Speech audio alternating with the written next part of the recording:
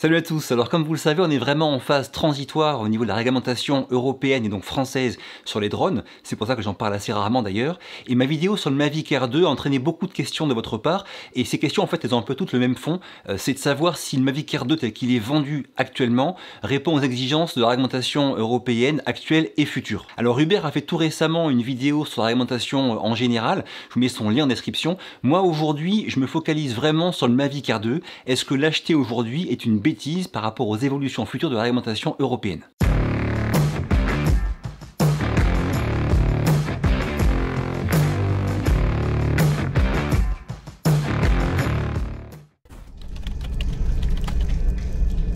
Alors bien sûr, je mettrai en description de la vidéo les liens vers les textes officiels de la DGAC, et comme ils sont un peu indigestes parfois, eh bien le meilleur en France pour nous traduire un petit peu avec des mots clairs et précis tout ça, c'est Fred de Helico Micro. Je me suis beaucoup aidé de son article tout récent sur le sujet pour cette vidéo-là. Bien sûr, je mets le lien en description. Allez voir son site, c'est vraiment une mine pour tout ce qui est de l'univers des drones, tant au niveau réglementation que test pratique. Alors le point de départ, c'est que à l'avenir, l'Europe veut classer les drones selon leur dangerosité potentielle, notamment par rapport à leur masse, et donc à l'avenir toujours, il y aura un marquage CE à poser sur les drones. Ce marquage CE sera associé à des chiffres, C0, C1, C2, C3, C4. Aujourd'hui, il n'y a aucun drone vendu, aucun drone en circulation qui répond et qui a le marquage CE. Donc le Mavic Air 2, comme les autres, n'a pas le marquage CE.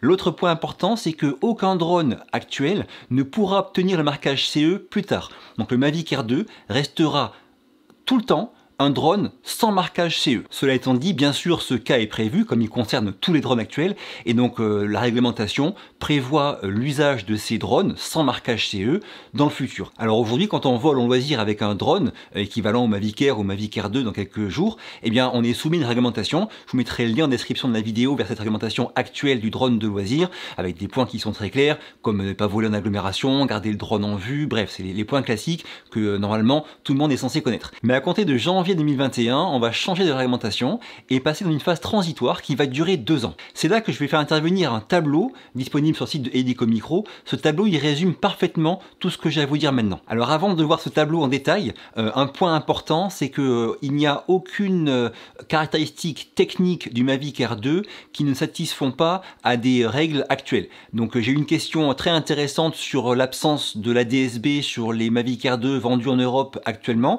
En fait, le AirSense, la DSB intégrée sur le Mavic Air 2, n'a pas pu être implémenté pour l'instant sur les drones vendus en Europe. Il ne l'est que sur les Mavic Air 2 vendus aux États-Unis parce qu'en fait, à cause du coronavirus, DJI n'avait pas les pièces nécessaires. Donc les Mavic Air 2 qui seront vendus de maintenant jusqu'à l'été prochain n'auront pas le système AirSense en Europe. Ils l'auront normalement à partir de l'été prochain.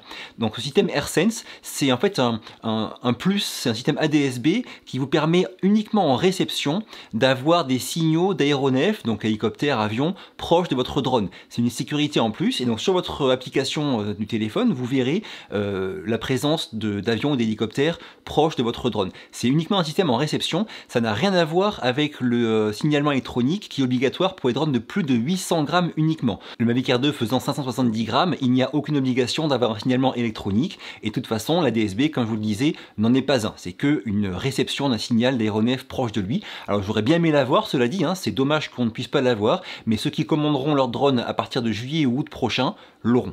Alors maintenant, on va s'intéresser au tableau en détail, et on va commencer par la phase transitoire de janvier 2021 à janvier 2023. Là, on voit qu'il y a 3 colonnes, une pour les drones de moins de 500 grammes, une pour les drones qui sont entre 500 grammes et 2 kg, et une pour ceux de plus de 2 kg. Et on va s'intéresser plus précisément aux 2 premières colonnes, parce que dans celle-là, on retrouve celle de gauche, Mavic Mini, Mavic Air par exemple, et celle de droite, Mavic Air 2. Alors pour faire simple, il n'y a que 3 cases qui diffèrent. C'est voler à moins de 50 mètres de distance de personne.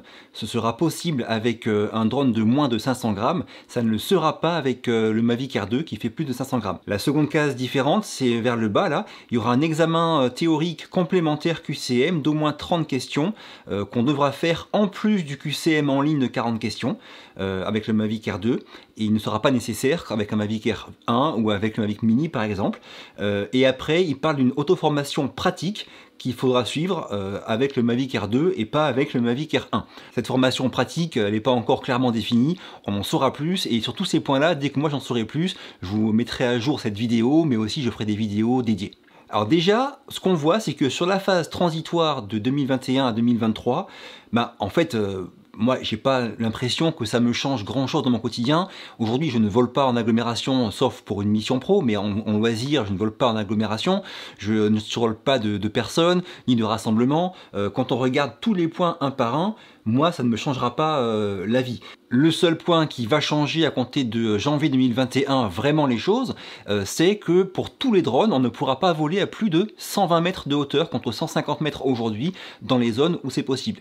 Donc ça, par contre, c'est le point qui va changer pour tous les drones, 120 mètres de hauteur maximale. Ça, vous le savez, je pense. Un petit point aussi, je vous fais remarquer que quand Mavic Mini est sorti en novembre, j'étais le seul à vous dire que son poids ne changerait pas grand-chose pour nous, Français, en termes de réglementation.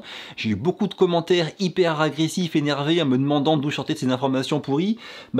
J'ai renvoyé dans la foulée les textes de loi et c'est encore résumé ici par Helico Micro. Si vous regardez la case, la colonne pour les drones de moins de 500 grammes, comme je vous l'avais annoncé, il y aura bien la formation théorique en ligne à réussir avec le QCM de 40 questions. Si on regarde la case m'enregistrer en tant que pilote, eh bien oui, sauf si le drone fait moins de 250 grammes et qu'il n'a pas de caméra à bord. Et comme je vous l'avais dit, le Mavic Mini a une caméra à bord, il faut donc s'enregistrer en tant que pilote et suivre la formation en ligne avec le QCM à partir de janvier 2021. Donc pendant cette phase transitoire de janvier 2021 à janvier 2023, comme vous le voyez, ça va pas nous changer la vie tant que ça. Et dans ces deux premières colonnes, il y a tous les drones de loisirs classiques. Vous voyez, Mavic Pro, Phantom, Filmi X8, enfin bref, tous les drones classiques de loisirs sont dans ces deux colonnes-là. Donc pas de gros changements par rapport à ce qu'on connaît aujourd'hui, sauf pour ceux de plus de 800 grammes, le signalement électronique qui sera obligatoire. Alors maintenant on passe sur des colonnes de droite du tableau et on voit qu'on passe de 3 colonnes à 2 parce qu'en fait on a juste une seule distinction, c'est la masse de 250 grammes. Soit c'est en dessous, soit c'est au-dessus. Et donc là ça fait que non seulement le Mavic Air 2 mais aussi tous les autres drones sauf le Mavic Mini pour l'instant, donc Mavic Air et tout ça, ils passent dans la catégorie plus de 250 grammes, et donc ça va un petit peu changer des choses. On voit que là par exemple on perd la possibilité de voler même si à distance des personnes est insuffisante pour assurer la sécurité en cas de problème. On perd la possibilité de voler à moins de 150 mètres de distance des zones résidentielles, commerciales, industrielles, récréatives, et après tout le reste reste en gros identique, sauf sur la fin vous voyez que le fameux QCM d'au moins 30 questions, eh bien on n'a pas besoin de le faire, ni de faire l'auto-formation pratique. Donc là on parle de janvier 2023, dans 2 ans et demi, et on parle de drones qui n'ont pas la certification, le marquage CE, d'accord? Donc dans ce cas-là, eh bien on voit qu'il y a des restrictions, mais c'est pas si loin de ce que moi je fais maintenant aujourd'hui en loisir. Donc en ce qui me concerne, moi j'ai pas l'impression que ce soit vraiment si restrictif que ça par rapport à ce qu'on connaît aujourd'hui. En tout cas, ce que je voulais vous dire aujourd'hui, c'est que le Mavic Air 2, tel qu'il est vendu en ce moment, répond complètement aux exigences de réglementation actuelles et futures. Il n'y aura pas de souci, même s'il n'a pas ce marquage CE, vous pourrez quand même voler avec des règles qui seront proche de celle qu'on connaît aujourd'hui. J'espère que ce petit point de réglementation vous aura un petit peu éclairé sur le sujet. Je trouve que ce tableau de Helico Micro est vraiment très bien. Encore une fois, je mets le lien en description. Si vous avez des questions, n'hésitez pas à les poser. J'essaierai d'y répondre du mieux que je peux. En ce qui me concerne, je devrais recevoir le Mavic Air 2 d'ici pas longtemps. Bon, les délais sont un petit peu ce qu'ils sont avec le coronavirus, mais je pense que je l'aurai assez bientôt. Et dès que je le recevrai, je vous ferai un paquet de vidéos. Je pense que celle qui m'était le plus demandée, c'est une comparaison précise de la qualité de l'image, un peu comme celle que j'ai faite tout récemment pour l'Insta360 One Air capteur de 1 pouce, et bien sûr je me servirai encore de ma fameuse petite mire pour ne laisser aucune place à la subjectivité et au hasard. Donc ça arrivera dès que j'aurai le Mavic Air 2, et je vous ferai aussi une vidéo où je parlerai uniquement de ses défauts, des choses que je regrette. Et donc je commencerai par ces 2 vidéos là parce que ça me paraît important aussi de bien préciser les défauts. Moi je suis hyper content de ce que j'ai vu de ce drone, je suis très impatient de l'avoir, mais je comprends que certains soient un petit peu déçus de différentes caractéristiques parce qu'elles ne correspondent pas à ce que eux espéraient. Donc je vais vraiment faire une vidéo sur les défauts principaux que je trouve à ce drone. Bien sûr, je la ferai quand j'aurai le drone entre les mains et que j'aurai pu le tester. Et enfin, je continuerai avec un tuto complet pour débutants, ce que je fais à chaque fois sur les caméras qui me semblent assez intéressantes pour justifier un tuto complet pour débutants. Donc je commencerai par ces vidéos-là. Si elles vous intéressent, pensez à vous abonner pour ne rien rater. Si ça vous a plu, un petit pouce bleu, ça m'aide beaucoup. Je vous quitte. À très vite pour la prochaine et d'ici là, bougez-vous purée. Bougez-vous mais chez vous.